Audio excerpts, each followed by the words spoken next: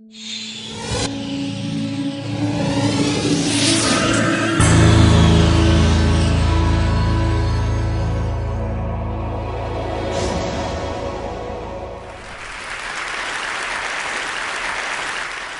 I was a child, I always wanted to be a superhero. I wanted to save the world and then make everyone happy.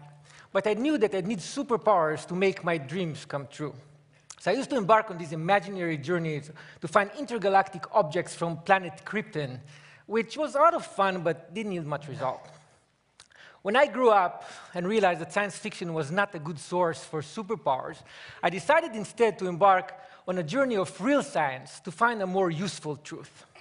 I started my journey in California with a UC Berkeley 30-year longitudinal study that examined the photos of students in an old yearbook and tried to measure their success and well-being throughout their life.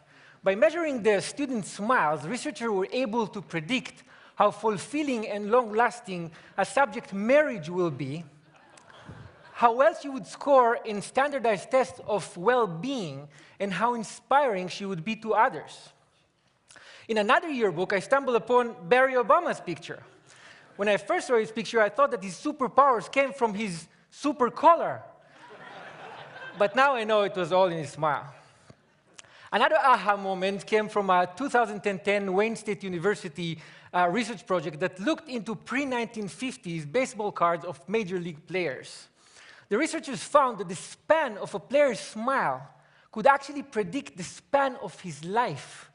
Players who didn't smile in their pictures lived an average of only 72.9 years, whereas players with beaming smiles lived an average of almost 80 years. The good news is that we're actually born smiling.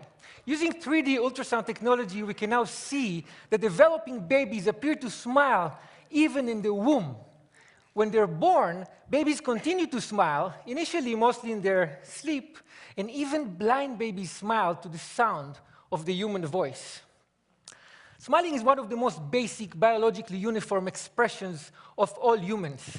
In studies he conducted in Papua New Guinea, Paul Ekman, the world's most renowned researcher on facial expression, found that even members of the Fori tribe, who were completely disconnected from Western culture and also known for their unusual cannibalism rituals, attributed smiles to descriptions of situations the same way you and I would.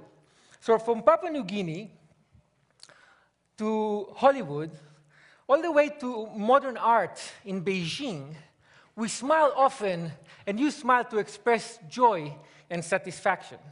How many people here in this room smile more than 20 times per day? Raise your hand if you do. Oh, wow. Outside of this room, more than a third of us smile more than 20 times per day, whereas less than 14% of us smile less than 5. In fact, those with the most amazing superpowers are actually children, who smile as many as 400 times per day. Have you ever wondered why being around children who smile so frequently make you smile very often? A research study at Uppsala University in Sweden found that it's very difficult to frown when looking at someone who smiles. You ask why? Because smiling is evolutionarily contagious, and it suppresses the control we usually have on our facial muscles. Mimicking a smile and experiencing it physically help us understand whether a smile is fake or real, so we can understand the emotional state of the smiler.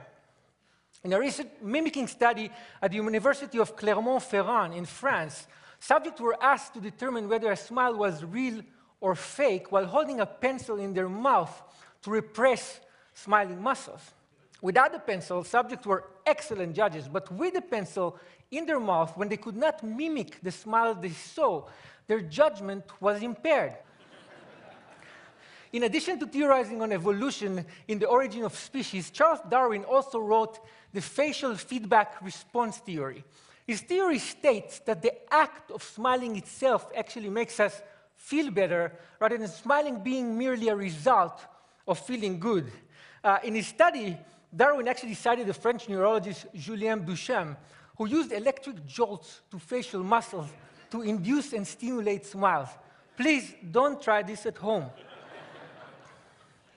In a related German study, researchers used fMRI imaging to measure brain activity before and after injecting Botox to suppress smiling muscles. The findings supported Darwin's theory by showing that facial feedback modifies the neural processing of emotional content in the brain in a way that helps us feel better when we smile. Smiling stimulates our brain reward mechanism in a way that even chocolate, a well-regarded pleasure inducer, cannot match. British researchers found that one smile can generate the same level of brain stimulation as up to 2,000 bars of chocolate. Wait, the same study found that smiling is as stimulating as receiving up to 16,000 pounds sterling in cash. That's like 25 grand a smile. It's not bad. And think about it this way. 25,000 times 400, quite a few kids out there feel like Mark Zuckerberg every day. And unlike lots of chocolate, lots of smiling can actually make you healthier. Smiling can help reduce the level of stress-enhancing hormones like cortisol, adrenaline, and dopamine, increase the level of mood-enhancing hormones like endorphin, and reduce overall blood pressure. And if that's not enough, smiling can actually make you look good in the eyes of others. A research study at Penn State University found that when you smile, you don't only appear to be more likable and courteous, but you actually appear to be more competent.